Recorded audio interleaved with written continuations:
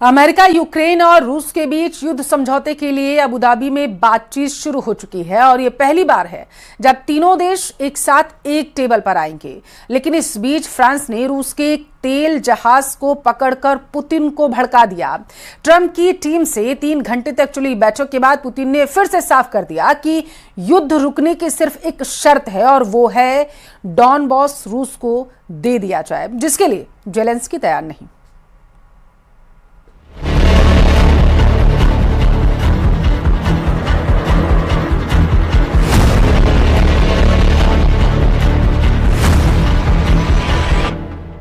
Davos में धौंस जमा रहे ट्रंप का एयरफोर्स 1 जब अमेरिका के लिए वापसी की उड़ान भर रहा था, तब पुतिन का परमाणु बम बरसाने वाला बम वर्षक लड़ाका बाल्टिक सागर में मंडराने लगा। बर्फीले रनवे पर दहाड़ते पुतिन के सबसे विनाशकारी बॉम्बर के साथ फाइटर जेटों ने भी उड़ान भरी।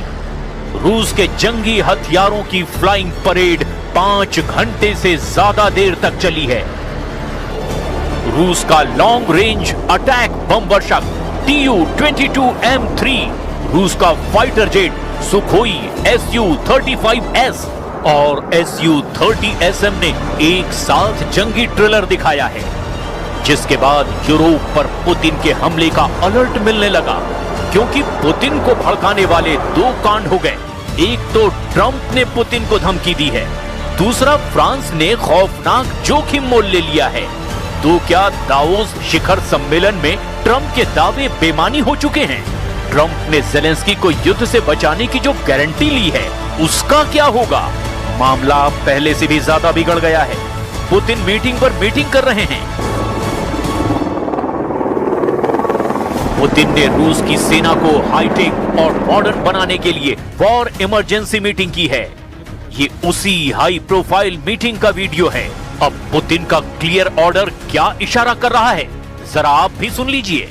Производственные цепочки в электронике концентрируют на этом усилия, потому что для всех абсолютно очевидно обеспечить экономическое и технологическое развитие, лидерство технологическое в сфере искусственного интеллекта, космоса, связи, цифровых технологий.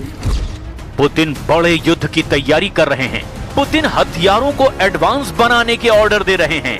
पुतिन सबसे मॉडर्न टेक्नोवॉर के लिए तैयार हो रहे हैं, क्योंकि रूस की अगली टक्कर ऐसी महाशक्तियों से है जिनके पास आधुनिक हथियार हैं, जिनके पास सबसे बेहतरीन तकनीक है, जिनके पास एटम बम है। जेलेंस्की ने दावोस में जैसी अपील की है, उससे पुतिन को यकीन हो गया है कि यूरोपीय देश युद्ध में खुलकर उतरने जा रहे हैं। जेलेंस्की ने यूरोप की संयुक्त सेना बनाने की अपील की है। जेलेंस्की ने यह भी कहा कि यूक्रेन के बाद लिथुआनिया और पोलैंड पुतिन के टारगेट हैं, जिन्हें नेटो सेनाएं नहीं बचा पाएंगी। It needs united armed forces that can truly defend Europe. Today, Europe relies only on the belief that if danger comes, NATO will act. But no one has really seen the alliance in action. If Putin decides to take Lithuania or strike Poland, who will respond? Zelensky के भड़काने के बाद France ने रूस के एक तेल tanker को रोक लिया है। फ्रांस ने पुतिन पर यह एक्शन ब्रिटेन से मिले इंटेलिजेंस इनपुट के बाद लिया है। राष्ट्रपति इमैनुअल मैक्रो ने पुतिन के ऑयल टैंकर को पकड़ने के बाद रूस को खुली धमकी दे डाली है। मैक्रो ने सोशल पोस्ट में लिखा कि वो रूस को युद्ध के लिए अवैध तरीके से फंड नहीं जुटाने देंगे। फ्रांस ने रूस के जिस जहाज को पकड़ा है, उसका नाम ग्रिंच बताया गया है। जब ये तेल का जहाज भूमध्य सागर से गुजर रहा था, तब फ्रांस ने इसे कब्जे में ले लिया। फ्रांस ने जानकारी दी कि ग्रिंच जहाज पर फर्जी झंडा लगा था। फ्रांस ने इंटरनेशनल कानून का हवाला देकर पुतिन का तेल टैंकर पकड़ा तो जेलेंस्की खुश हो गए।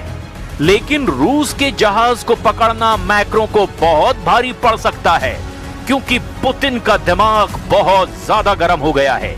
क्रेमलिन में अमेरिकी प्रतिनिधियों से हुई बैठक में पुतिन ने कई बार नाराजगी जाहिर की है। जगह क्रेमलिन, मॉस्को, रूस। हस्तियां प्रेसिडेंट पुतिन, ट्रंप के दूत स्टीव विटकॉफ, ट्रंप के दामाद जेरेड कुशनर और व्हाइट हाउस के सलाहकार जोश ग्रीनबाउम। आधी रात ये चारों लोग बैठक कर रहे थे। बैठक का पहला घंटा पुतिन के लिए हाई टेंशन में गुजरा, लेकिन पुतिन युद्ध रोकने के कई ऑफर से खुश भी हुए। दूसरा घंटा शुरू हुआ तो पुतिन ने अपनी शर्तें बतानी शुरू की, जिसे सुनकर ट्रंप की टीम की टेंशन बढ़ने लगी। आखिरी और तीसरे घंटे में प्रेसिडेंट पुतिन फिर उसी बात पर आकर ठहर गए। बात यूक्रेन में जीती गई जमीन की थी। पुतिन ने बैठक इसी पॉइंट पर खत्म कर दी, जिसके फौरन बाद यूक्रेन में ये बारूदी बवंडर दिखने लगा, क्योंकि पुतिन ने ललकारते हुए कहा कि रूस यूक्रेन में जीती 1 इंच जमीन से समझौता नहीं करने वाला। ये युद्ध तभी रुकेगा जब यूक्रेन हाफ हो जाएगा। क्रेमलिन सहयोगी उरी उशाकोव ने मॉस्को मीटिंग की इनसाइड स्टोरी कुछ यूं बताई है। Во Флориде и в ряде европейских столиц. В целом, я бы сказал так, что встреча президента России с американскими представителями. उधर जेलेंस्की ने हर शर्त मान ली है। उन्होंने यूक्रेन को रूस से बचाने वाली सिक्योरिटी गारंटी मिलने का भी दावा किया है। प्रेसिडेंट ट्रंप से दावोस में मिलने के बाद जेलेंस्की युद्ध समझौते के लिए जल्दबाजी में हैं, लेकिन ट्रंप के लिए पुतिन को समझा पाना इतना भी आसान नहीं दिख रहा। हालांकि ट्रंप दावा कर रहे हैं कि पुतिन जेलेंस्की दोनों डील चाहते हैं। ट्रंप के मुताबिक कभी हां कभी ना का असमंजस खत्म हो चुका है। दोनों लीडर युद्ध खत्म करना चाहते हैं। What's happened here is there were times when Putin didn't want to make a deal, times when Zelensky didn't want to make a deal, and it was like opposite times. Now I think they both want to make a deal, but we'll find out. लेकिन Davos का हासिल 0 है। Moscow meeting में भी कुछ खास नहीं निकला। अब रूस, यूक्रेन और अमेरिका एक साथ अबू धाबी में युद्ध समझौते पर बैठक करने के लिए तैयार हैं। ये पहली बार होगा जब तीनों देश एक टेबल पर होंगे। अब तक हुई तमाम कोशिश में रूस ने अभी भी यूक्रेन को सीधे युद्ध समझौते के लायक तक नहीं समझा, लेकिन अब पुतिन ने जेलेंस्की एंड टीम को टेबल पर आने की अनुमति दे दी है, क्योंकि ट्रंप ने पुतिन की ज्यादातर डिमांड मान ली है। बस पेच अब एक बात पर फंसा हुआ है, और वो है डॉनबास, जिस पर पुतिन रूस का कब्जा चाहते हैं। पुतिन के टारगेट पर पश्चिमी यूक्रेन की तरफ 4 बड़े सेंटर हैं। पहला है खार्किव, दूसरा है सुमी, तीसरा है डोनेस्क और चौथा है डिप्रो नदी के किनारे पर जापोरिजिया। इन चारों शहरों के आसपास बहुत बड़ी जंग चल रही है, और जेलेंस्की जानते हैं कि अगर इनमें से एक भी मोर्चे पर वो हारे तो पुतिन के कब्जे में 50% यूक्रेन आने में बिल्कुल देर नहीं लगेगी। पुतिन ने 2022 में यूक्रेन में युद्ध शुरू किया। तब उनका सबसे बड़ा लक्ष्य था क्राइमिया को रूस के मेनलैंड यानी कि मुख्य भूमि से जोड़ना। इसके लिए खेरसोन और मारियुपोल पर कब्जा जरूरी था। यहीं से पुतिन हाईवे बनाकर क्राइमिया तक पहुंचना चाहते थे। इसी वजह से पुतिन ने युद्ध में कोई कमी नहीं बरती। वो उन इलाकों पर और चोट करते हैं जहां वो पहले से मजबूत हैं।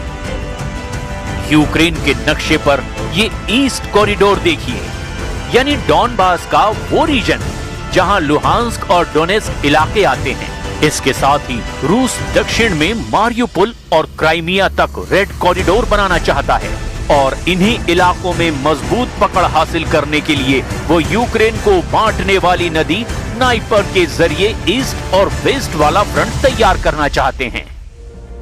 पुतिन अपनी सधी चाल से आगे बढ़ते जा रहे हैं। प्रेसिडेंट ट्रंप उनकी बिछाई बिसात में फंसते जा रहे हैं। जेलेंस्की के लिए युद्ध में हासिल करने के लिए अब कुछ भी नहीं बचा। पुतिन के खौफ से सहमे यूरोप के देश ही अब कुछ कर सकते हैं। यूरोपीय देशों ने अगर पुतिन से टकराने की जुर्रत की तो ये सही मायने में तीसरे विश्व युद्ध की शुरुआत होगी, और मुमकिन है कि ट्रंप इस युद्ध का तमाशा दूर से बैठकर देखना चाहें, लेकिन वो ज्यादा दिन तक हमलों की अनदेखी नहीं कर पाएंगे। जैसे दूसरे विश्व युद्ध में अमेरिका खुद को शामिल होने से बचा नहीं पाया था। जब अमेरिका युद्ध में आया तो दुनिया ने परमाणु धमाकों की त्रासदी देखी थी, मगर ये मौका नाजुक है और पुतिन भी परमाणु युद्ध की यलगार कर रहे हैं। यही सबसे डराने वाली बात है।